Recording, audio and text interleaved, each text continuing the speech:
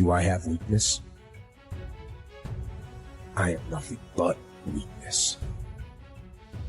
I'm not naturally strong or fast or flexible. I'm certainly not the smartest person in the world. I get emotional over stupid things. I eat the wrong foods. I don't sleep enough. I procrastinate and I waste time. I care too much about meaningless things and not enough about important things. My ego is too big. My mind is too small, often trapped inside itself.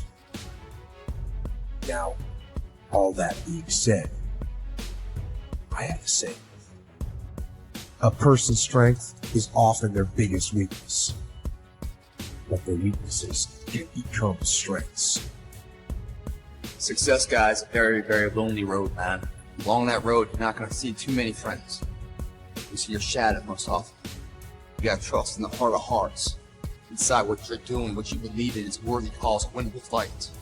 I wish I could tell you you're tired, go take a break. I wish I could tell you tired, rest for a year. I wish I could tell you that it's gonna get easier. I wish I could tell you it's gonna get easier. I wish I could tell you that if you just keep going, it's gonna get lighter.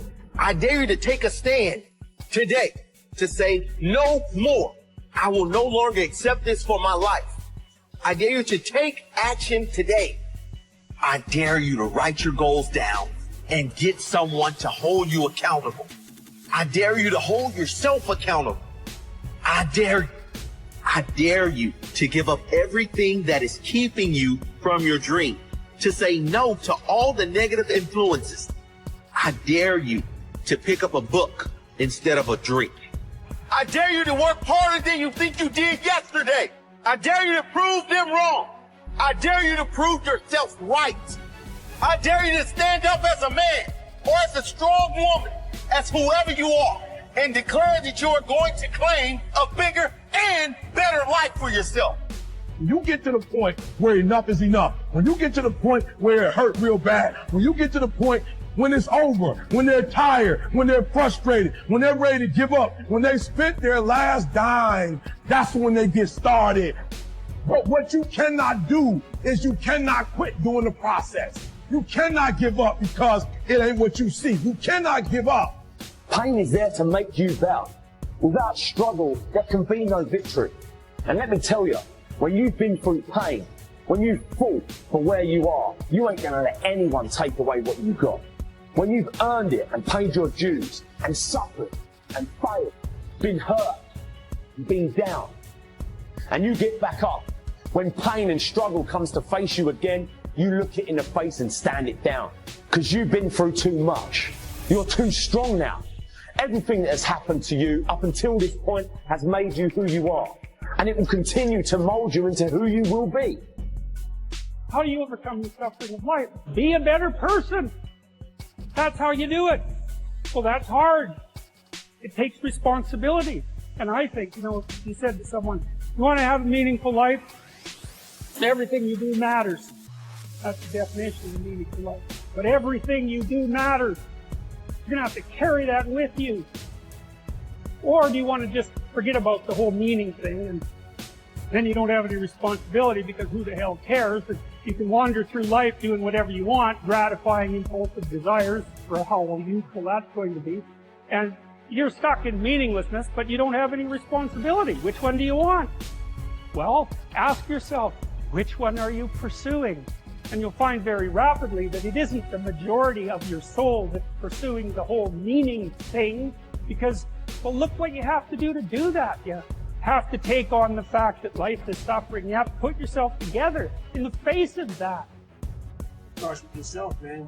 You gotta start diving into those things that you afraid. You don't gain confidence by going to a spot that makes you feel good. This could be a false reality. When the second life gives you that challenge, all you want to do is go back to what made you confidence, or what gave you confidence. Is that happy spot? What gives you confidence? What gave me confidence was spending years at a kitchen table trying to learn how to read and write on my own, realizing I can't learn the way you can't, but I can learn. But getting confidence, not being afraid It's overcoming the fear. I used to stutter severely bad. So right now, I don't know how many people are gonna watch this. You know what gives me confidence? Is knowing I no longer care if I sit and start stuttering. That's what gives me confidence, is facing these things, overcoming them. And maybe not overcoming them every day. Facing and facing and facing. Pretty soon like this, oh man, this is where it's at. It's not in that comfort zone. It's in the discomfort zone is where my confidence is getting built. That's where it's getting built. The people want an easier answer. There has to be an easier way. It's not. I'm sorry. I searched for it my entire life. I did. I lied. I did everything. And I still felt empty. I walked around with a backpack with all my stuff with no car. And I walk around happiest person in the world. Have nothing. Happy as hell. It's because I found out the whole key to life. It's not in all that. Have to face yourself. So many people live to be 100 years old and they die miserable, having everything because they never examined. It's called my live autopsy. You never examine this. Happiness, peace, enlightenment, it's all up here, man. It's all up here. And when I start talking like this to a man, no, it's the truth, man. It's all up here. You just got to go and face it. And that's the hard part. Attitude is a reflection, a result of a person's will. It is incalculably powerful. It can bring about marvelous results for us, but we need to train it patiently, day by day. Now let's talk about the attitudes of people who are successful. The top 5% of the people who go sailing through life from one success to another and who, even when they fail at something, shrug it off and head right out again. No matter who the person is or what he does, men and women in sales, business executives, people in all the professions, wives and mothers, students, top people in the armed forces, public servants, men and women in the service of religion, working men and women in all fields of endeavor, wherever you find a person doing an outstanding job and getting outstanding results, you will find a person with the right kind of attitude.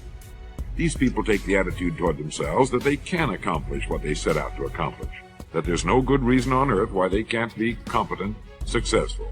They have a healthy attitude toward themselves and, as a result, toward life and the things they want to accomplish. And because of this, they achieve some remarkable things, and they come to be called successful, outstanding, brilliant, lucky, and a lot of other things. They're quite frequently no more brilliant or outstanding than the majority of the people by whom they're surrounded. But they did develop the right attitude, and they found their accomplishments not too difficult, and many times surprisingly easy, simply because it seems that so few are really trying, really believe in themselves. Successful people come in all shapes and sizes and in widely varying degrees of intelligence, background, and so on. But they all have one thing in common. They expect more good out of life than bad. They expect to succeed more than they fail. If you want something worthwhile, take the attitude that there are a lot more reasons why you can have it than there are that you cannot, and set out to earn it. Go after it, work at it, ask for it, and 9 times out of 10, you'll get it. Our environment is really a mirror of our mental attitude. If we don't like our environment, we have to change our attitude first. Your ability and willingness to discipline yourself to accept personal responsibility for your life are essential to happiness, health, success, achievement, and personal leadership. Accepting responsibility is one of the hardest of all disciplines, but without it, no success is possible. The failure to accept responsibility and the attempt to foist responsibility for things in your life that make you unhappy onto other people, institutions, and situations completely distort cause and effect, undermine your character, weaken your resolve, and diminish your humanity. They lead to making endless excuses. There is a direct relationship between the acceptance of responsibility and the amount of personal control you feel you have over your life.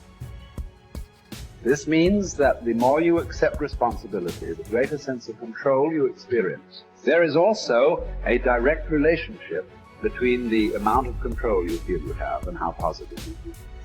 The more you feel that you have a high sense of control in the important areas of your life, the more positive and happy you are in everything you do. When you accept responsibility, You feel strong, powerful, and purposeful. Accepting responsibility eliminates the negative emotions that rob you of happiness and contentment.